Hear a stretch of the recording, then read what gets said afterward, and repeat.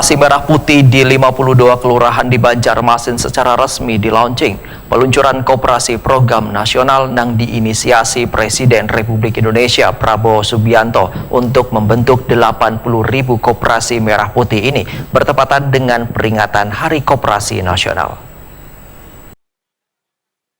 Koperasi Merah Putih di 52 kelurahan di Banjarmasin secara resmi di-launching. Peluncuran koperasi program nasional yang diinisiasi Presiden Republik Indonesia Prabowo Subianto untuk membentuk 80.000 koperasi Merah Putih ini bertepatan dengan peringatan Hari Koperasi Nasional.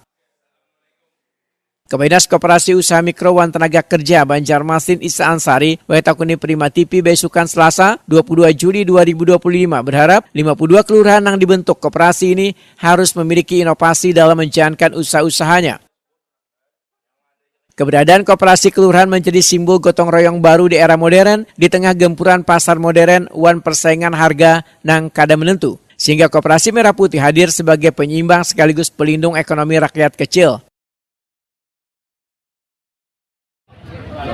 Sebagai langkah selanjutnya dari pembentukan koperasi Merah Putih yang ada di Kota Banjarmasin sebanyak 52 koperasi yang ada, kita dari dinas memberikan dukungan sekaligus harapan yang besar kepada koperasi-koperasi Merah Putih yang sudah terbentuk untuk melakukan beberapa persyaratan, diantaranya nomor induk berusaha, kemudian nanti ada juga sertifikat halal yang akan kita berikan.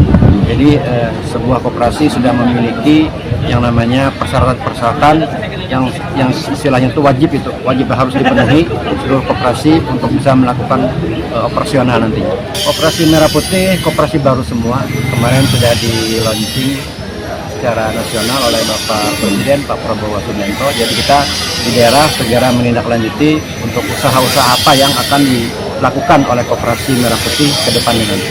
Koperasi Merah Putih itu seperti koperasi-koperasi yang lain juga yang ada, cuma beberapa kegiatan-kegiatan yang sudah digariskan dalam regulasi seperti sebagai toko penjual sembako atau agen LPG atau nanti sebagai agen travel itu disesuaikan dengan kesepakatan di antara pengurus dan anggota.